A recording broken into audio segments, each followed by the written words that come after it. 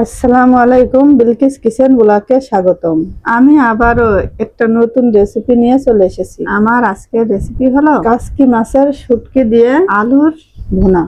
আর এভাবে শুটকি কাসকি যদি আলু দিয়ে এভাবে ভুনা করেন তাহলে কিন্তু খেতে খুবই ভালো লাগে। আর গরম গরম ভাতের সাথে কিন্তু এটা জমে যাবে, রুটি পরোটা দিয়ে সাথে খেতেও খুব ভালো লাগবে। আর এটা রান্না করা কিন্তু একবারে সহজ, যে না কেউ কিন্তু রান্না করতে পারবে।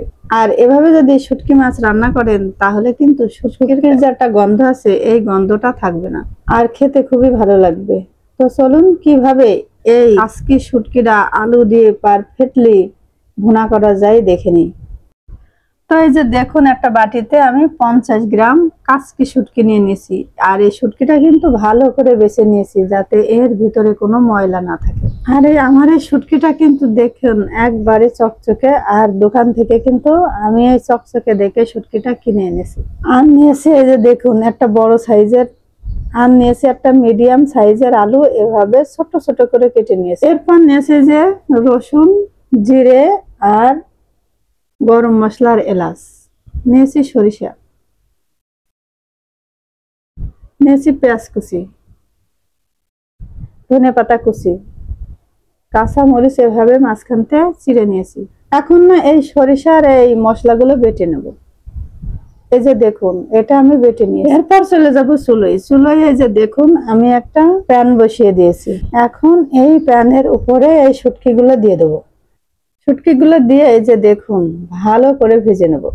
অবশ্যই চুলাটা মিডিয়াম থেকে লো আঁচে দিতে হবে। আমি এই যে ইলেকট্রিক চুলায় রান্না করছি, তো এই জন্য আমি আটে দিয়ে এই কাজটা করে নিয়েছি। তো এই যে দেখুন এভাবে আমি ভালো করে 2 মিনিট এভাবে ভালো করে এই শুটকিটা ভেজে নিয়েছি। আর এই যে দেখুন আমার এই শুটকির কালারটা কিন্তু একটু চেঞ্জ হয়ে গেছে, একটু লালচে লালচে হয়ে গেছে। এখন চুলা থেকে নামাই নেব। এরপর এই যে দেখুন আমি চুলাতে একটু গরম পানি করে নিয়েছি। এই গরম পানিটা এই শুটকির ভিতরে ঢেলে দেবো। আর এভাবে একটু চেলে নিয়ে আর এভাবে গরম পানি দিয়ে যদি শুটকিটা ধুয়ে নেন তাহলে কিন্তু আপনার শুটকির যে একটা গন্ধ থাকে সেই গন্ধটা আর থাকবে না, আর খেতে অসম্ভব মজার হবে। তো আমি এখন এই গরম পানি দিয়ে শুটকিটা ভালো করে ধুয়ে নেব। আর এদিকে আমি চুলোয় আবারও একটা প্যান বসিয়ে দিয়েছি। আর প্যানে যে পরিমাণ মতো তেল দিয়ে দেবো। অবশ্যই শুটকিতে কিন্তু একটু তেলের পরিমাণটা বেশি দিতে হয়। তো তেল দিয়ে এখন এই যে দেখুন আমি বড় বড় 3 পিস পেঁয়াজ এভাবে কুচিয়ে রেখেছি। পেঁয়াজটা এখন ভেজে নেব। এই যে দেখুন আমি এখন বড় বড় 3 পিস পেঁয়াজ কুচি দিয়ে দেবো, দিয়ে ভালো করে ভেজে নেব। পেঁয়াজ কুচিটা ভালো করে ভেজে নিতে হবে, আর চুলাটা মিডিয়াম আঁচে রাখতে হবে, রেখে পেঁয়াজটা ভালো করে ভেজে নিতে হবে।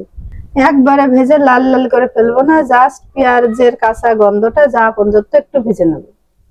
এখন এই যে দেখুন কাঁচা মরিচ গুলো দিয়ে কাঁচা মরিচটাও একটু ভেজে নেব। এরপর দেব সেই বেটে রাখা মশলাটা দিয়েও এই যে দেখুন ভালো করে ভেজে নেব। আর যতক্ষণ না মশলার কাঁচা গন্ধটা না যায় ততক্ষণ এভাবে ভালো করে ভেজে নিতে হবে। তো এখন এই যে দেখুন মশলাটা আমি ভালো করে এভাবে কষিয়ে নিয়েছি। এখন শুকনো মশলা অ্যাড করব। শুকনো মশলার মধ্যে এই যে স্বাদ অনুযায়ী লবণ, কালারের জন্য হলুদ, আর ঝালের জন্য মরিচের গুঁড়ো, স্বাদ একটু বাড়ানোর জন্য আধা চামচ ধনিয়ার গুঁড়ো আর আধা চামচ জিরের গুঁড়ো দিয়ে দেবো। এগুলো দিয়ে অল্প একটু পানি দিয়ে এই মশলাটা ভালো করে কষিয়ে নেব। যতক্ষণ না মশলা থেকে ভালো করে তেল ছেড়ে দেয় ততক্ষণ এভাবে ভালো করে মশলাটা কষিয়ে নিতে হবে। তো এখন এই যে মশলার থেকে তেল ছেড়ে দিয়েছে, এখন আমি আলু কুচিগুলো দিয়ে দেবো। আলু কুচিগুলো দিয়ে এই যে এইভাবে ভালো করে মশলার সাথে মিশিয়ে দেবো। তো এই যে দেখুন ভালো করে এভাবে মিশিয়ে দিতে হবে। তো এই যে দেখুন মশলার সাথে আলুটা আমি ভালো করে এভাবে 1 মিনিট ভালো করে এভাবে ভেজে নিয়েছি।